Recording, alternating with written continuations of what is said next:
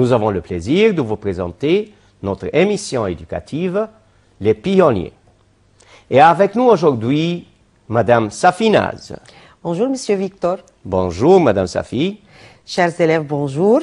Nous travaillerons aujourd'hui à partir du manuel scolaire Champion 3. Nous commencerons alors par la leçon 9, l'entreprise en difficulté. On va commencer par le vocabulaire. Le Jura, montagne et région de l'Est de la France. Du, verbe devoir, ou plutôt participe passé du verbe devoir. Franchement, sans rien cacher. Une concurrence, rivalité entre des commerçants ou des entreprises qui vendent la même chose.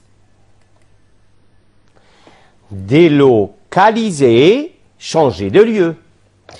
Un licenciement, mise à la porte d'un ouvrier, d'un employé, c'est-à-dire renvoyer un employé ou un ouvrier. Un styliste, un créateur de mode. L'élégance, qui a de la grâce et de la simplicité, c'est-à-dire chic. Et maintenant avec document 1. L'entreprise en difficulté. Regardez la vie autrement. Couleur. L'entreprise, les produits, les nouvelles lignes, la distribution. Finesse, vos messages, élégance. Optrice est une entreprise familiale située dans le Jura et dirigée par Jacques Grandval. Après des études à HEC, École de haute études commerciales, et un séjour aux États-Unis, Sabine Grandval revient voir sa famille. Jean Grandval. Je suppose que tu as déjà plusieurs offres d'emploi. Sabine? Oui, mais je préférerais travailler ici. Tu sais, l'entreprise ne marche pas aussi bien qu'avant. Nicolas? Disons, le franchement, c'est la fin. D'ailleurs, moi, je cherche du travail ailleurs. Sabine? Mais à quoi sont dus vos problèmes? Jean Grandval? À la concurrence des pays d'Asie surtout. Nicolas? La vraie cause, c'est que papa refuse de délocaliser la production. Jean Grandval? Je ne veux pas être à l'origine d'un plan de licenciement. Sabine? Eh bien, puisque Nicolas s'en va, je veux bien le remplacer, si papa est d'accord. Nicolas? Tu crois que tu vas sauver l'entreprise grâce à tes cours d'économie? Sabine? Non. Grâce à un styliste que je connais et à quelques idées. Choisissez la bonne réponse. Jacques Grandval est styliste dans une entreprise familiale, chef d'une entreprise, directeur de production, créateur de publicité. Donc la réponse, s'il vous plaît? Donc la réponse sera Jacques Grandval est chef d'une entreprise. Sabine Grandval a fait des études de droit, de comptabilité, gestion, commerciale et d'économie, et à la fin de publicité. La réponse donc sera commerciale et d'économie. Optiris est en difficulté à cause d'un gestionnaire incompétent, de la mauvaise qualité de ses produits, de la baisse des ventes, de la concurrence surtout des pays d'Asie. Et la réponse? De la concurrence surtout des pays d'Asie.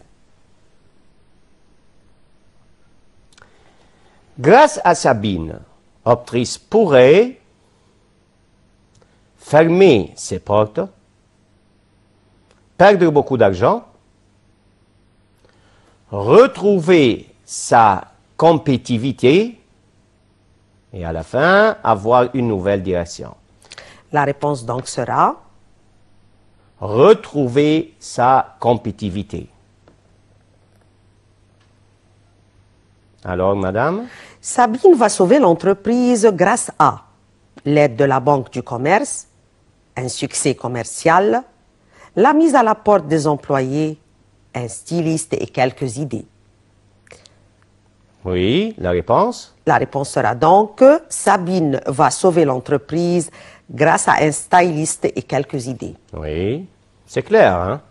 Oui. On passe à l'autre question. Jacques Grandval refuse de recruter des ouvriers expérimentés ou recourir à une main-d'œuvre qualifiée, ou bien décoloniser la production. D'ailleurs, il ne veut pas licencier ses employés et à la fin remplacer Nicolas par Sabine. La réponse donc sera Oui. Troisième réponse. Jacques Grandval refuse de délocaliser la production. D'ailleurs, il ne veut pas licencier ses employés. d'accord. Et maintenant, mes amis, avec document 2. Futur. Ces innovations aux conséquences imprévisibles. Et le vocabulaire maintenant, on va travailler sur le vocabulaire. Oui, on commence par l'innovation ou plutôt une innovation. Oui, Nouvelle création. c'est simple. Oui. Imprévisible, qu'on ne peut pas prévoir ou savoir à l'avance. Géant, bien sûr, très grand. Très grand, oui, le géant. Une nomade, personne qui n'a pas d'habitation fixe. Le stockage, action de garder en réserve. Une amélioration, changement en mieux, progrès. Exploiter, travailler une chose pour la mettre en valeur, pour gagner de l'argent. Oui. Une multiplication. Additionner plusieurs fois le même nombre. Mais une diminution, c'est une baisse, c'est la réduction. Oui. Et maintenant, on va commencer par le document. On va lire le document ensemble. Et à la fin, Madame Safi, on va voir ensemble les questions. Oui. D'accord. Et toujours, les questions seront des questions à choix multiples. Toujours. Que c'est M. Oui. Transport. TGV. Voitures de plus en plus puissantes. Avions géants nous permettront demain d'aller encore plus vite et plus loin, de sorte que nous deviendrons des nomades. L'homme du 21e siècle sera donc moins attaché à sa maison et à son lieu de travail. Réseau d'information.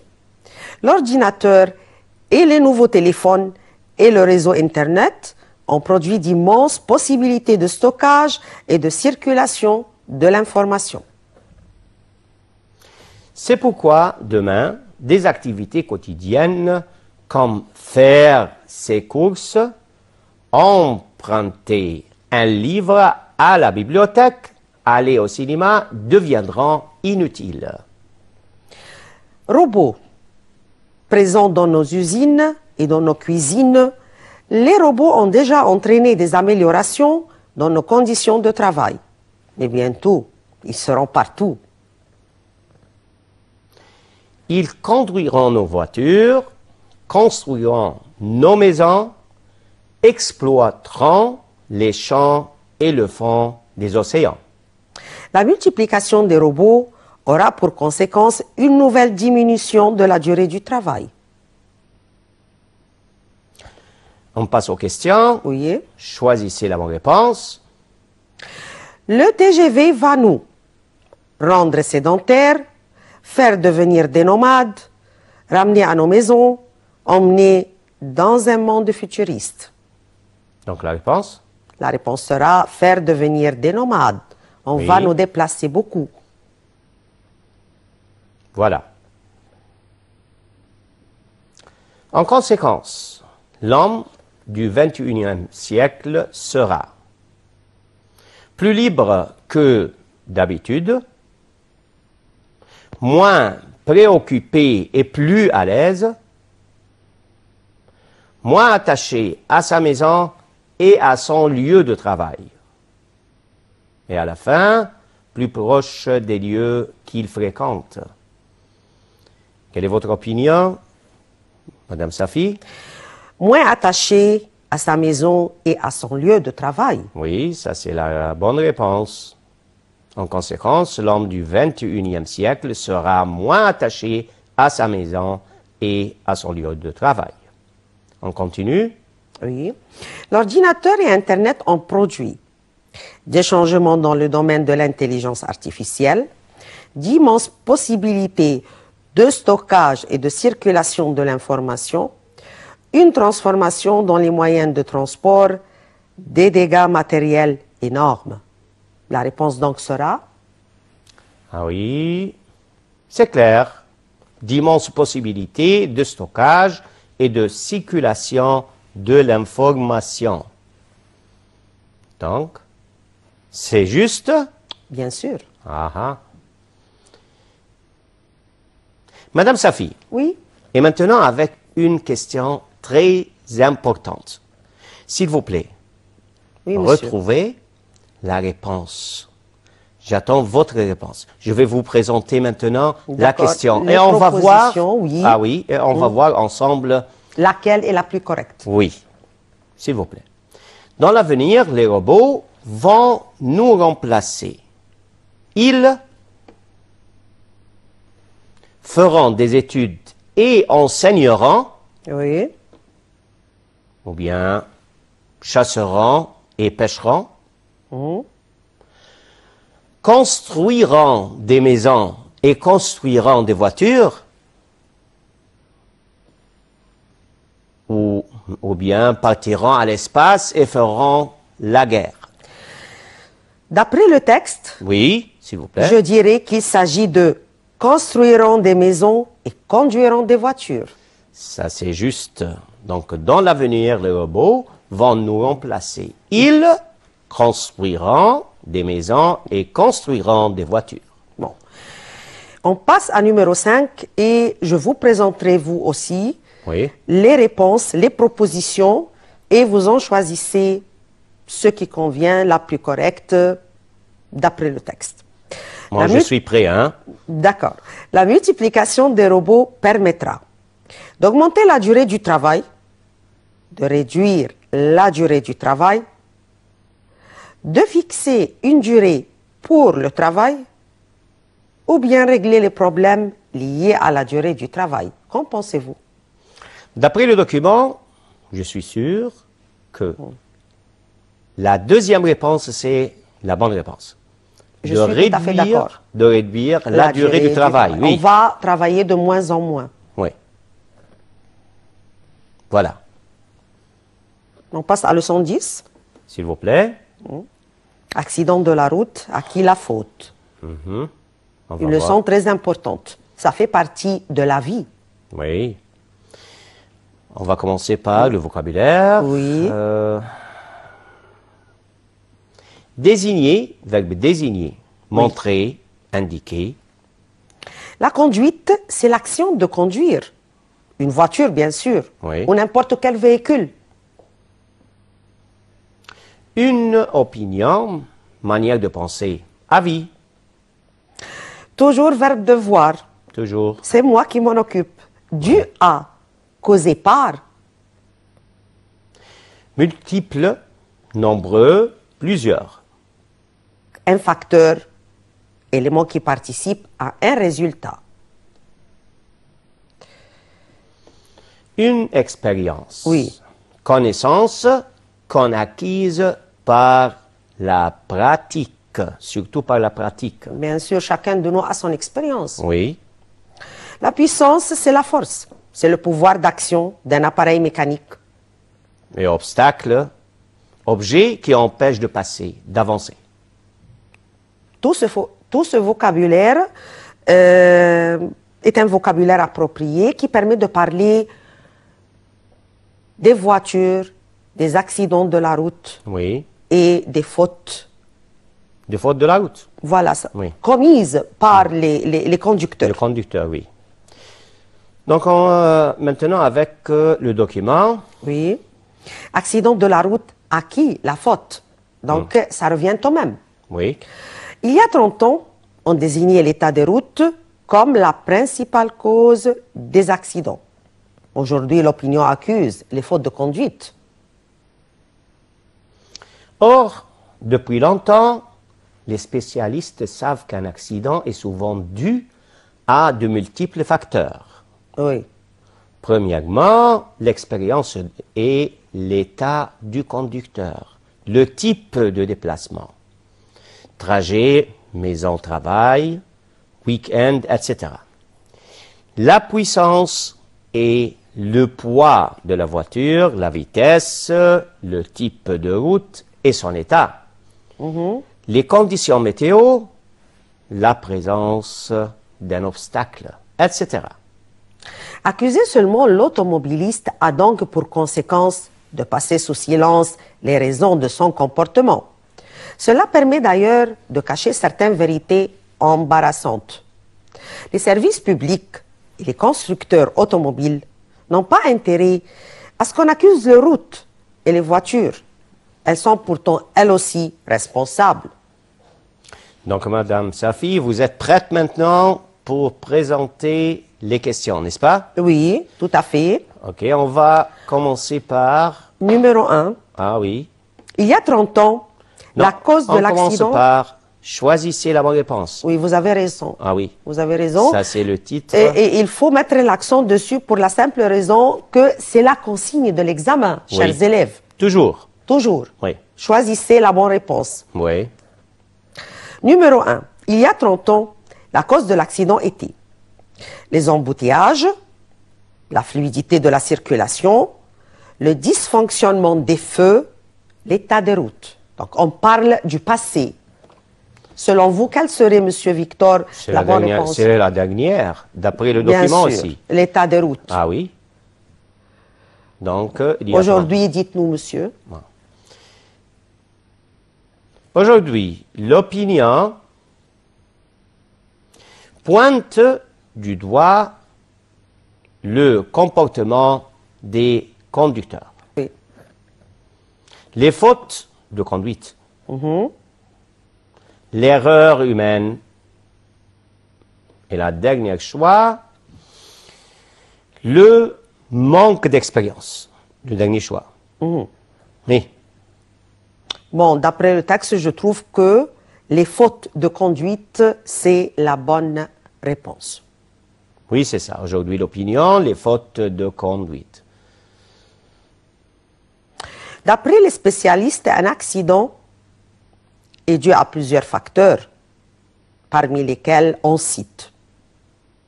Donc, on fait plusieurs propositions et on choisira celle qui convient. Oui. La puissance du moteur de la voiture, c'est un facteur, bon, on verra. Les conditions météo, c'est-à-dire la température, la pluie, bon. L'éclairage, la région et son relief, bon, tout ce qui est montagne peut-être. Le type de déplacement, les tunnels, les parkings et les stations-service. Le téléphone au volant, bon, le Ah oui. non-respect des distances de sécurité est une infraction au code de la route. Et finalement, on propose ce qui suit. L'expérience et l'état du conducteur, la puissance et le poids de la voiture, la vitesse, le type de route et son état. C'est simple. D'après le document, c'est le dernier choix. Donc, c'est l'expérience et l'état du conducteur, Oui. la puissance et le poids de la voiture, la vitesse, le type de route et son état. Donc, tous ces facteurs permettent de déterminer les raisons de l'accident de la route. L'autre question. On accuse seulement les automobilistes. Pour écarter l'hypothèse d'une conduite sous l'emprise de l'alcool ou celle d'une vitesse excessive. Deuxième choix, pour cacher certaines vérités embarrassantes car les constructeurs automobiles et les services publics sont aussi responsables. Car la fatigue au volant est responsable de 50% des accidents mortels et de 23% de l'ensemble des accidents avec dommages. Et à la fin, car la conversation avec les autres passagers est la cause la plus souvent mentionnée par les policiers dans le rapport. Donc, d'après vous? Moi, je trouve que selon le texte, Oui. la deuxième réponse est celle qui convient, la plus correcte, pour cacher certaines vérités embarrassantes, car les constructeurs automobiles et les services publics sont aussi responsables. Oui. Donc, ça, c'est la bonne réponse. Maintenant, on passe à une journée sans achat. Oui. Une autre leçon. Commence toujours par le vocabulaire, Monsieur Victor. Ah oui. Bon. Sensibiliser, c'est apprendre, faire savoir, faire prendre conscience. Obscur, où il n'y a pas de lumière. Une association, c'est un groupe de personnes qui ont le même intérêt. Un consommateur, personne qui achète et qui utilise des marchandises, des produits. Dénoncer, critiquer, désigner comme coupable. Oui. Écologique, qui respecte l'environnement, la nature. Bien sûr, ça vient du mot écologie, le respect de la nature. Oui. Un boycott. Un boycott, c'est le refus d'avoir des relations, d'acheter certains produits. Oui. Boycotter, ce n'est pas acheter, refuser d'acheter. Monsieur Victor? Thanksgiving, fête nationale religieuse aux États-Unis, 4e jeudi de novembre. Oui. Le rush. Afflux d'un grand nombre de personnes vers un lieu sur un produit. Impliquer, entraîner quelqu'un dans une affaire, le faire pratiquer à quelque chose, le rendre responsable. Une émission, ce qui est transmis par radio ou télévision, comme la nôtre, Ah, n'est-ce oui, pas, comme notre émission, oui. Monsieur Victor? Croissante, qui croît, qui va en augmentation. Un déchet, ce qui reste et que l'on ne peut ni utiliser ni consommer. Oui, c'est des déchets, c'est simple. Et maintenant, avec le document. Madame Safi? Journée sans achat. Journée sans tabac pour sensibiliser les fumeurs au danger de la cigarette.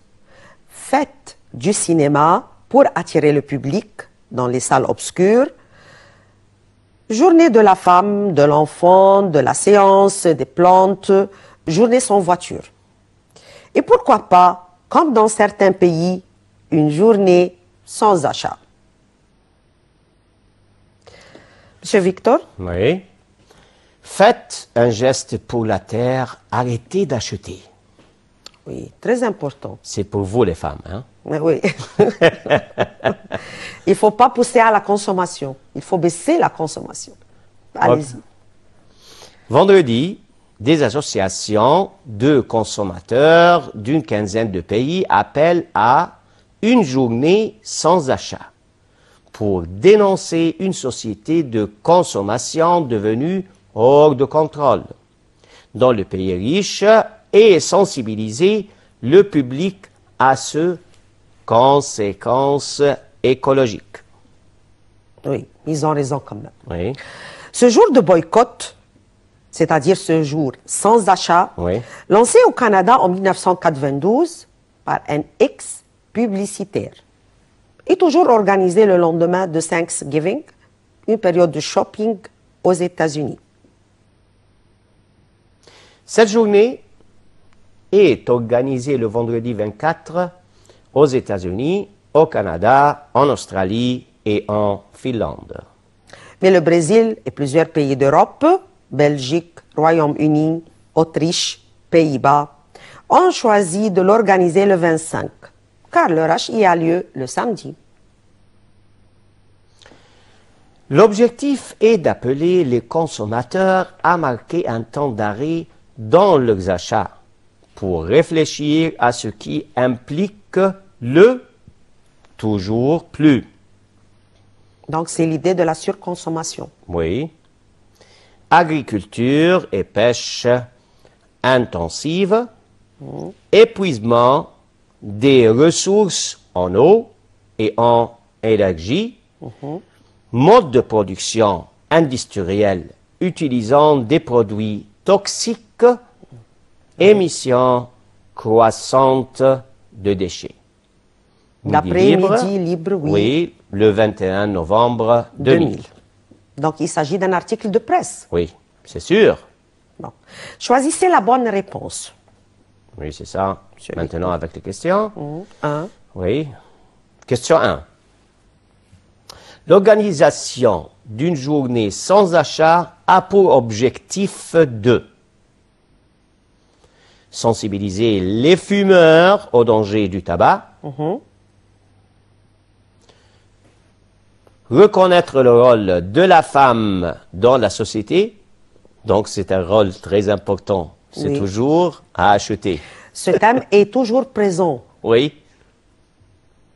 Respecter les droits de l'enfant, sensibiliser le public aux impacts de la consommation sur l'écologie. Donc, d'après le texte, quelle est la réponse, madame? Je trouve que la dernière réponse est la plus correcte. Sensibiliser le public aux impacts de la consommation sur l'écologie. Il faudrait attirer l'attention du public sur les conséquences négatives de la consommation ou de la surconsommation sur l'environnement et l'écologie. Vous avez raison, ça c'est la bonne réponse. L'organisation d'une journée sans achat a pour objectif de sensibiliser le public aux impacts de la consommation sur l'écologie. On passe à numéro 2. Oui. Un ex-publicitaire canadien a défendu l'idée d'une journée sans achat, a sensibilisé le public, a boycotté le shopping pendant un jour, a lancé un appel aux consommateurs pour qu'ils réduisent leurs achats la veille des fêtes, a fait une campagne de publicité pour pousser les gens à la consommation. Quel serait selon vous, ou bien quel sera, parce que un seul choix, une seule réponse est possible. Quelle serait selon vous, ou sera selon vous, la bonne réponse? Le premier choix, Oui, tout à fait, oui, a défendu l'idée d'une journée sans achat. bien sûr. Ça c'est la réponse, je pense.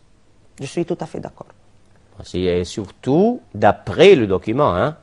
Oui, chers élèves, il faut toujours regarder le texte avant de répondre. Ah oui. Ça, c'est très important pour la compréhension Il faut toujours écrite. retourner Oui, au voilà. texte. Revoir Oui, à maintes reprises, plusieurs fois. oui, Monsieur Victor, numéro 3. oui. l'un des objectifs de cette journée est de faire l'éloge d'une société de consommation, dénoncer une société de consommation, attirer l'attention sur la société de consommation et à la fin, faire face à la société de consommation. Donc, Madame Safi? La bonne réponse sera dénoncer une société de consommation. Ça, On c'est critique la société de consommation. Oui, ça c'est juste. L'un des objets de cette journée est de dénoncer une société de consommation. Tout à fait. Oui. Bon, on passe à numéro 4. Cette société de consommation est devenue hors la loi, hors de contrôle, hors compétition, hors normes. Donc, Oui, comment voyez-vous hors de contrôle. Bien sûr, et c'est toujours selon le texte. Oui, Monsieur Victor, numéro 5. oui, on va voir le numéro 5 ensemble. La journée sans achat est organisée le 24 dans tous les pays, le 25 aux États-Unis, le 24 et le 25 selon le choix de chaque pays, et à la fin, après la semaine des fêtes. Donc, je trouve que la bonne réponse sera le 24 et le 25 selon le choix de chaque pays. Chaque pays organise en fonction d'une date qu'il fixe. C'est ça. Ça, c'est la bonne réponse. Oui, la dernière question. Lors de cette journée, les consommateurs sont appelés à arrêter leur achat pour atténuer la rivalité des producteurs. Et la rivalité, c'est la concurrence. Ce qui leur permet de réfléchir aux conséquences de la surconsommation. Car ne pas acheter, c'est consommer moins d'eau. Donc, quel est le lien entre l'eau et notre document? Bon, on verra. Ainsi, la pêche va diminuer. Ça dépend surtout de la réponse que vous allez choisir, Monsieur Victor. La deuxième réponse. Oui. Ça, c'est d'après le document. Donc, lors de cette journée, les consommateurs sont appelés à arrêter leurs achats, ce qui leur permet de réfléchir aux conséquences de la surconsommation. Tout à fait. Oui. Mes amis, nous arrivons à la fin de notre émission. Merci, Madame Safi. Merci, Monsieur Victor. Merci, chers élèves. Merci de nous avoir suivis et on se verra lors de l'émission la semaine prochaine. Merci, mes amis. Merci de nous avoir prêté votre attention. Merci. Au revoir et à bientôt.